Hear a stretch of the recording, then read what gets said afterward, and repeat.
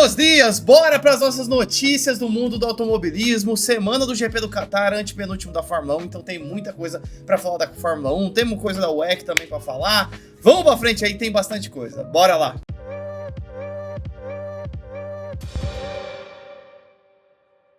Primeira notícia, Sebastian Vettel rasga elogios a Max Verstappen. Nessa semana, o tetracampeão Vettel participou do podcast Beyond the Grid, que é um podcast oficial da Fórmula 1, e ele foi perguntado dentro de várias coisas, né, sobre ele mesmo, sobre a Fórmula 1, o campeonato atual, obviamente sobre Max Verstappen, aí o piloto tetracampeão na Red Bull, assim como o Vettel foi também, e que pode passar o tetracampeão lá da época de 2010 até 2013, pode ultrapassar ele com um quinto título esse ano, e foi perguntado sobre esse campeonato. Vettel rasgou elogios para Max Verstappen, falou que ele é um dos melhores pilotos da história, um dos melhores pilotos do grid atual, e além de tudo, comentou que o Verstappen é uma das características dele, e o que deixa o Vettel tão impressionado é que ele continua com essa vontade de ganhar, mesmo já tendo ganhado 4 títulos, que o Verstappen é um cara que não erra, é um cara que é muito calmo dirigindo o carro, lógico que tem momentos de intensidade, mas em geral é um cara que comete pouquíssimos erros. E então o Vettel também comentou que a pressão para esse título desse ano tá zero com o Verstappen. Primeiro porque o Verstappen já tem 4 títulos. E o Vettel falou, eu lembro quando eu ganhei meu primeiro título em 2010, eu comigo mesmo era muito pressionado. Então, o Vettel ainda fez uma comparação sobre a primeira vitória. Ganhar o primeiro título é tão tenso quanto a sua primeira vitória. Você às vezes duvida de si mesmo, fala, será que eu vou conseguir ganhar uma corrida? Será que eu vou conseguir ganhar um título mesmo? Depois que você vence a primeira corrida ou vence o primeiro título, você tira um peso das costas e fica mentalmente ali, psicologicamente, para o próprio piloto muito mais fácil. E o Vettel falou isso por quê? Porque os seus dois concorrentes, principalmente o Norris, que tá 24 pontos à frente no campeonato, não ganhou nenhum título, e o Piastri também. Então o Vettel falou que pro Verstappen tá maravilhoso. Ele é um cara que tem 4 títulos, um cara mega competitivo, um cara que não erra, não comete erros por bobeira, e um cara que tá com zero pressão. Então o Vettel ainda falou assim, se no final do ano der pro Max ser campeão, ok. Se não der, ok também. Então, para finalizar, o Vettel rasgou elogios falando que o Max é um dos melhores pilotos dessa geração. E além de tudo, o Vettel ainda comentou que o Verstappen é um cara que não só tem um talento ali para guiar, mas fora do tempo que ele tá dentro do carro, ele trabalha muito sozinho em simuladores, a gente sabe, e também com a equipe. Então o Vettel ressaltou as habilidades aí, o talento do Verstappen, tanto dentro do carro como fora, que ele trabalha muito, não é só talento ir lá e guiar, só isso aí não. E a bomba da semana foi a contratação de Adrian Newey para ser o chefe da equipe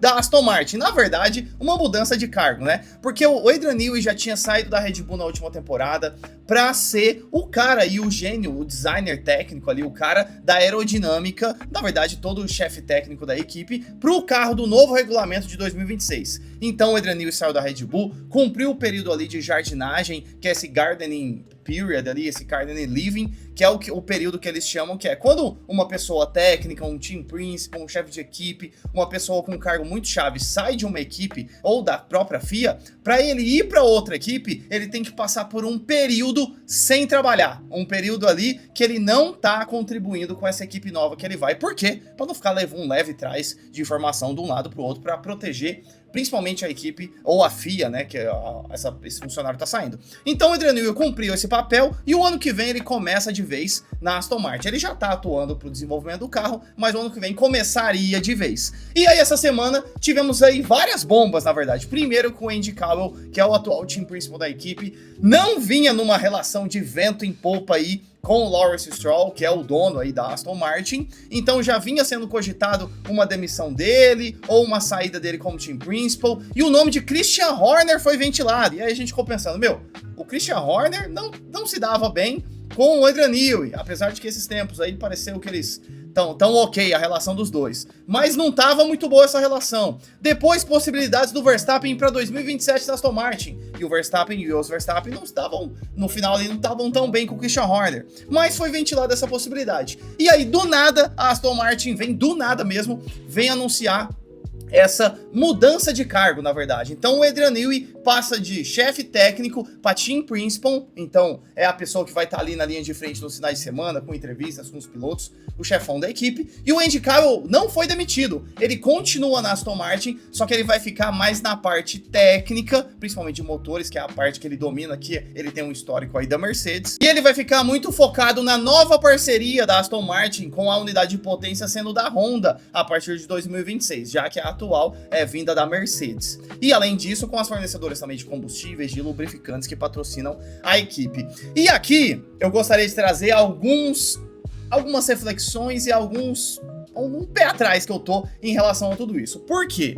Primeiro, essa relação do Andy Cowell, como eu comentei, ele vem do mundo técnico e depois ele foi ser team principal. Então o Andy Cowell tá voltando para sua zona de conforto. Ele tá voltando a ser do mundo técnico.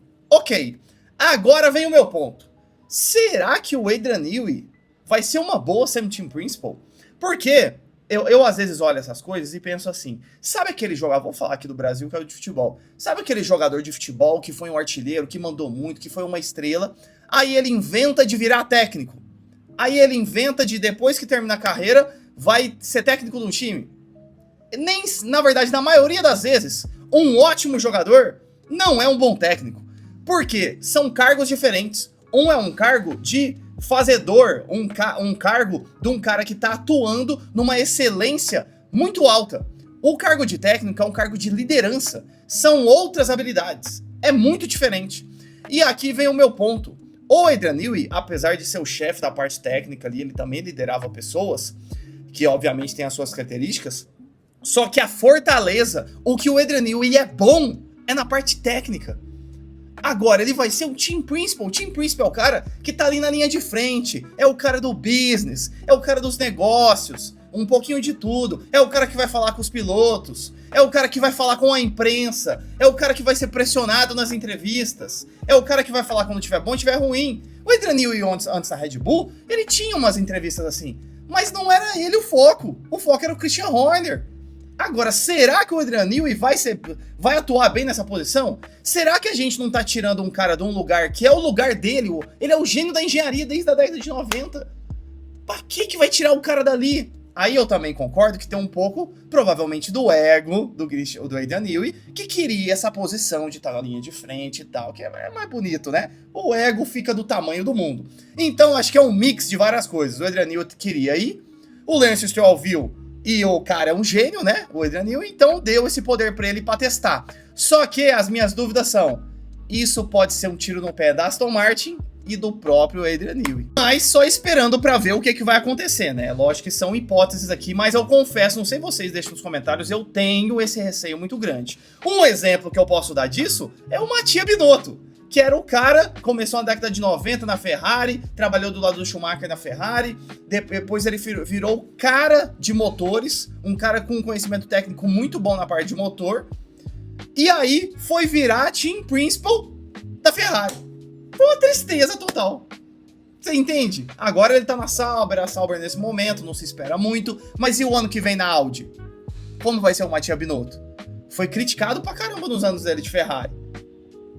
E aí, ele lidando com os pilotos. Várias críticas dele lidando com o Carlos Sainz e com o Charles Leclerc. Vocês lembram?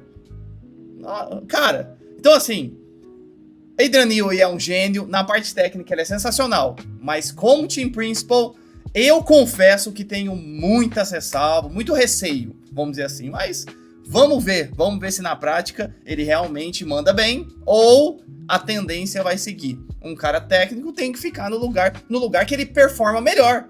Pra que vai colocar um atacante pra ser técnico? Ou, vocês estão entendendo? Nessa semana, estamos tendo aí, entre o dia 22 e 30 de novembro, o Salão do Automóvel 2025.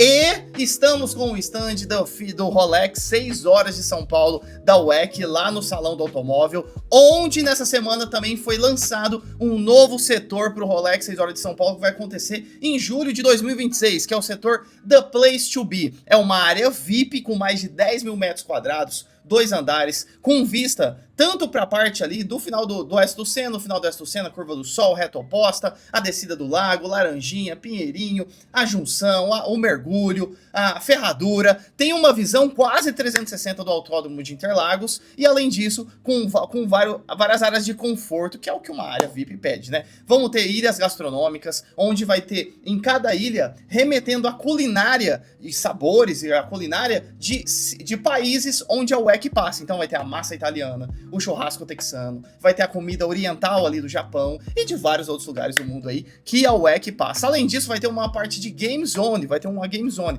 que é uma parte, obviamente, que vão ter simuladores com os Hypercars lá para você guiar durante o final de semana ali da WEC do Rolex 6 horas de São Paulo. E a FIA WEC São Paulo começou essa área, o lançamento dela com uma promoção com apenas 1.000 ingressos disponíveis de 50% de desconto. Metade do preço para você viver essa mega experiência, para você que ama automobilismo e assistir o Rolex 6 horas de São Paulo da WEC, que, meu, é uma experiência surreal. A fanzone, você tem acesso à fanzone, tem acesso a tudo, meu, coisa linda demais. Ah, ainda tem outra coisa, você tem uma vista privilegiada do palco da fanzone, onde todos os dias a gente vai ter show. E além de tudo, se você comparar o preço do ingresso do setor M, agora com essa promoção de 50% de desconto, é só R$300 a mais para você ter uma experiência dessa numa área VIP. Então, vou deixar os links aqui na descrição. Clica lá e não perca essa oportunidade. Meu, 50% de desconto, tá maluco? O chefe da Red Bull anuncia a data que os pilotos de 2026 vão ser anunciados.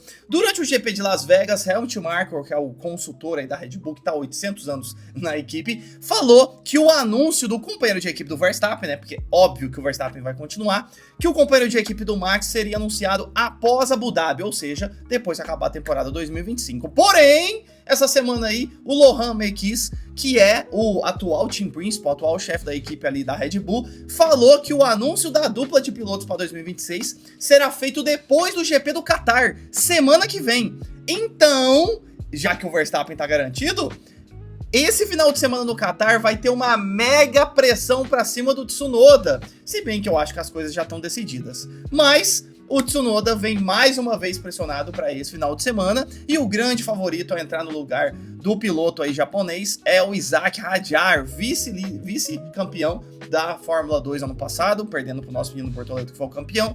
E esse ano o Hadjar vem destruindo, vem tendo um ano assim, ó, impecável. O Hadjar foi perguntado sobre isso e ele falou que não tá preocupado. Por quê? No ano passado a preocupação dele era, será que eu vou estar na Fórmula 1? E agora com as performances dele desse ano, na Racing Bulls, ele não tem dúvida que ele vai estar na Fórmula 1 ano que vem. Então o Hadjar falou, meu, só de estar na Fórmula 1, eu já tô feliz da vida e tranquilo. Mas, confesso, provavelmente o Hadjar vai pra Red Bull e o Tsunoda, ó, talvez nem na Racing Bulls. E é provável que o Tsunoda vire até piloto reserva da Aston Martin, porque o Drogovic anunciou que não vai ser mais, já que ele tá na Fórmula E, e a Honda vai ser a nova fornecedora da unidade de potência da Aston Martin. Então, Honda, Japão, Tsunoda, provavelmente ele vire piloto reserva da equipe verdinha. E para fechar, a gente tem uma nova regra para esse final de semana no GP do Qatar, 23º do ano, penúltimo de 2025, que é depois do alto desgaste desses pneus nos últimos anos no GP do Qatar.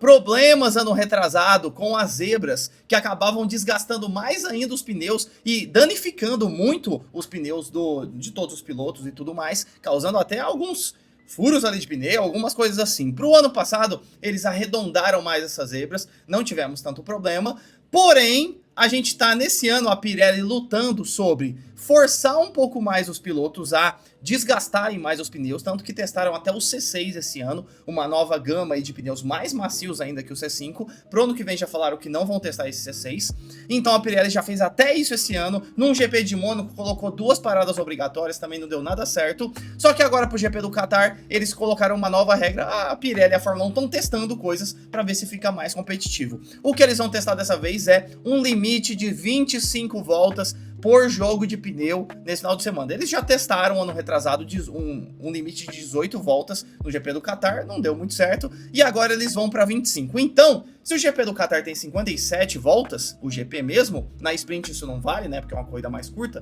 Se no GP do Qatar tem 57 voltas e é 25 voltas por jogo de pneu, se os pilotos largarem com pneus novos, pelo menos 2 paradas todo mundo vai ter que fazer. Não sei se eu gosto muito dessa estratégia, porque acaba forçando todo mundo a parar 2 vezes. E aí, forçando isso, não tem aquela história de vou parar 2 vezes, vou parar uma vez, vou colocar tal o pneu duro pra levar esticar mais e colocar um macio depois. Entende? Não tem todos esses jogos de estratégia. Se todo mundo vai parar pelo menos 2, fica meio que o padrãozão. Só que em contrapartida, os pilotos podem sentar o pé ali e não ficar economizando o pneu, porque tem um limite de uso do pneu, não dá para usar mais. Não tem essa coisa de ficar economizando. E aqui entra um outro ponto. A McLaren, que seria uma fortaleza dela nesse GP do Qatar, uma força, pode ser um tiro no pé da McLaren isso, porque uma das características do carro da McLaren é o pouco desgaste de pneus. E como vai ser só 25 voltas por jogo de pneu, eles perdem essa força deles. E quem tá feliz com isso? Menino Max Verstappen, que pode tirar vantagem disso tudo, e o Verstappen não erra, e ele manda muito bem. Então, esse GP do Qatar promete, viu? Então é isso, essas foram as notícias da semana. Não se esqueça, já se inscreva aqui no canal, no Reaceleração, para não perder nada de Fórmula 1, e deixa um like aqui se gostou do vídeo. Então é isso, valeu, falou!